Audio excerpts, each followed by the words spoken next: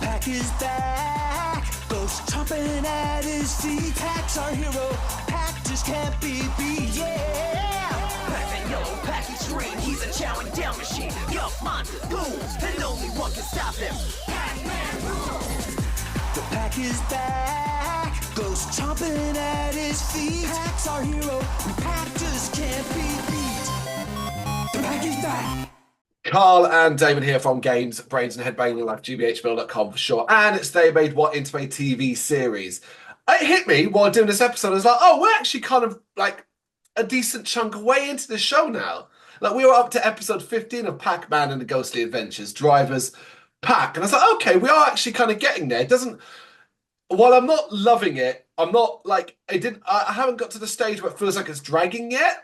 So, like, I thought, actually, you know, we've got it quite quickly. I was quite pleased about that. Yeah, I feel the same. So it doesn't feel as bad as it did feel on Viva Pinata sort of style. Yeah, obviously, I know we still have like another season and a half to go of Pac-Man or whatever it is. So maybe in another 10 episodes we might feel that way. But yeah, it's okay. You are right. We do actually still have quite a long way to go. It's not like this is one season and done. It's 2 or technically 3, depending upon where you see it. But we are sticking with season 1 at the moment. Episode 15, Drivers Pac, written by Dennis Hawley and Marcy Brown. So we begin with it seeming like the students are taking the driver's test today. Everybody is. I guess it might be like a class in school, which is, I think, actually a really clever thing to do in like schooling. You know, teach everyone to drive. But the instructor is a real ballbuster named Mr. Strickler, voiced by Mark Oliver. He has failed pretty much everyone so far, marking them down for basically really petty stuff, except for Silly, who has actually managed to pass. Because she's like, well, I guess is she supposed to be the nerdy character? Like the good girl nerdy thing, I guess? Yeah, she's like your Hermione Granger from Harry Potter sort of style thing. That's what I thought, yeah. Yeah, I do. Yeah, I get what you're saying there, except that they don't write Silly as, because obviously Hermione early on is written to be a bit obnoxious, a bit unlikable. Yeah. They've never written Silly that way.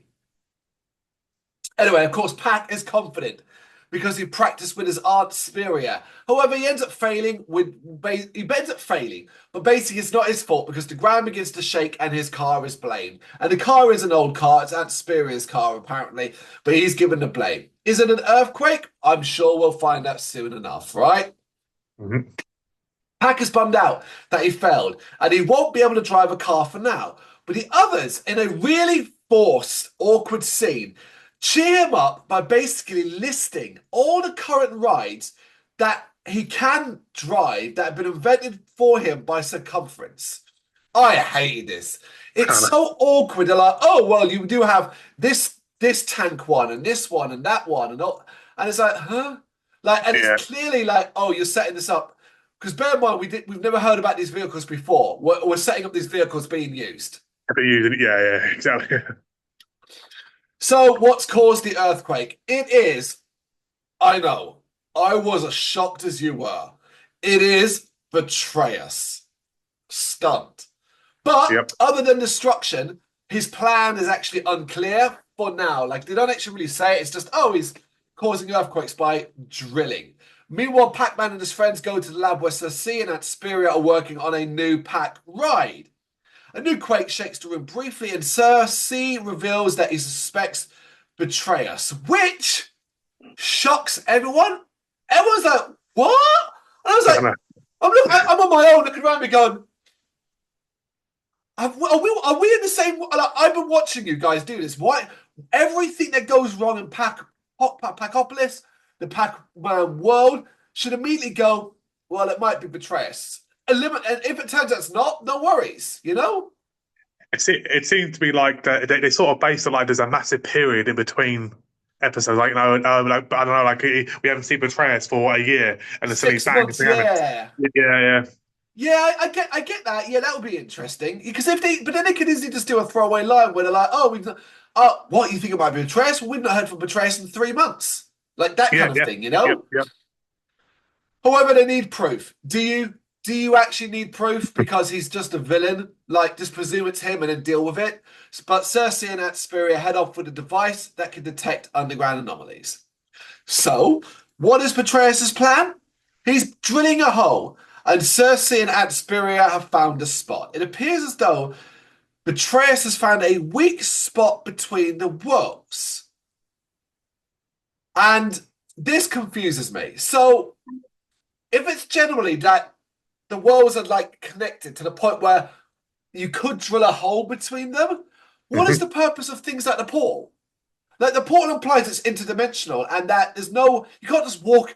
Basically, you can't just walk into the netherworld. If you dug a hole and built a set of stairs, that wouldn't work. Like it couldn't work. Yeah, this implies that basically like they're underground and they're just digging up and drilling up. That's what it implies. Exactly that, and it then makes the portal thing really confusing because it's like, well, what's the purpose of that then? Like, why do you need a portal? Why is it not just a hole? Yeah, I didn't get that at all. However, this scene, yeah, I didn't get it, but this scene does have at least one of those classic Pac-Man comedy moments as they're like, oh, it must be here. And then the kind of camera pans out to reveal it's a Betrayus had put up a sign advertising his future home, the future home of Lord Betrayus. And I was like, well, I thought it was funny. Yeah, it made me laugh, yeah. Where are we up to? Right. No big deal, right? Well, apparently Betrayus succeeds to make this hole. The atmospheric pressure will result in Pacopolis being sucked into the netherworld, and we see it's already started with a very small hole. Cersei reckons it's going to take around 30 minutes, but he has no solution. He has a solution, and it's an expanding cork, but he needs it to be brought to him, basically. So that's the adventure. Yeah. Yep. I'm fine with it. You know, it's a silly item that needs to be used for this. But best be quick as Betrayus is getting closer and the ghosts are aware of their presence above. Betrayus needs to stop them, so orders a ghost attack. Remember all those Pac rides they conveniently mentioned before? That's so Pac has a vehicle that he can now use to go to Cersei.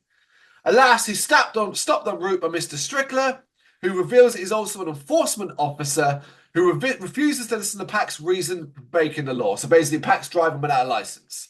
So yeah, he's in trouble. With the ghostly squad heading his way, Pac has no choice but to throw Mr. Strickler in the car and speed off. Pac now is able to use the features and deal with the enemies, getting a high score, and ensuring they're safe.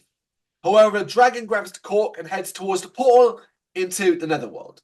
Pac forces Mr. Strickler to eat a power berry because we've got that really awkward, inconvenient thing they made up where they're like, oh, people can't breathe the atmosphere of the netherworld.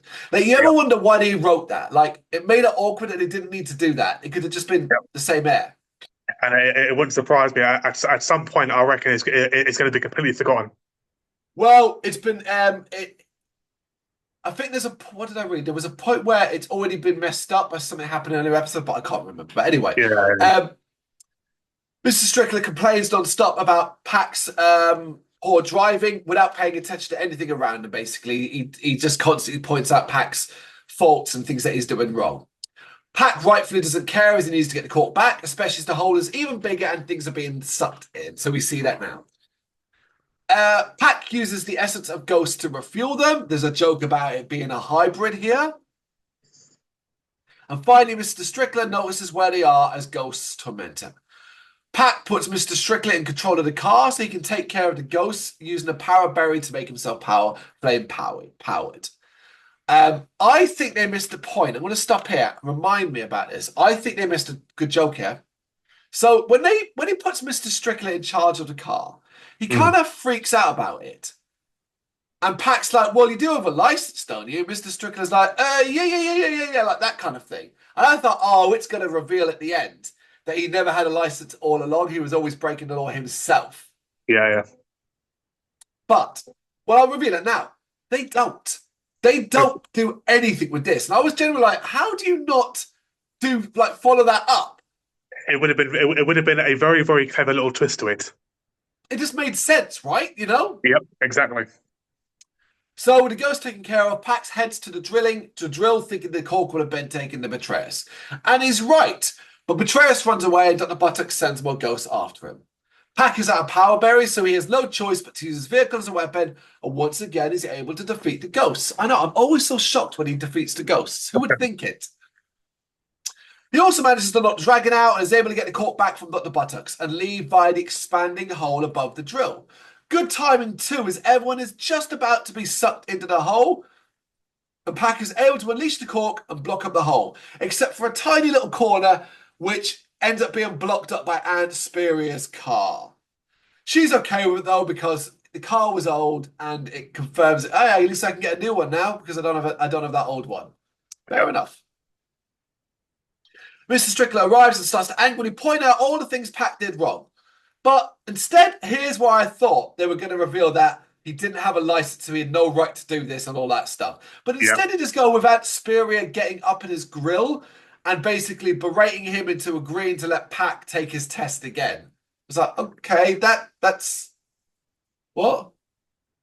Yeah, I actually thought that this was actually quite a decent episode. Apart from that, compared to the other this all, I thought it was actually a decent storyline. I liked Betrayer's plan for once. It was actually pretty decent. But then, as you said, the ending was just like it sort of just filtered out. Yeah, it does sort of slip away. I agree with you saying. I think it's an energetic episode, and we end with Betrayus being buried on a mound of dirt, begging to be dug out, which his minions aren't exactly eager to do. I agree with you. I think it's a solid episode, a good enough episode. It's got energy, it's got life. You get a little bit more variety in like how things are done.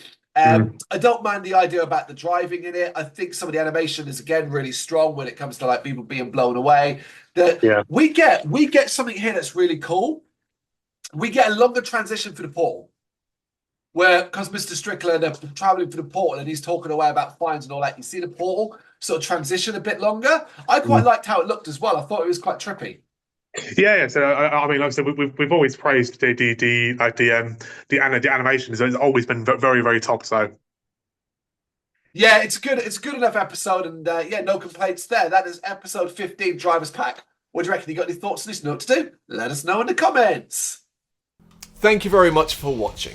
If you'd like to see more content like this, please consider hitting the subscribe button. It is gratefully appreciated.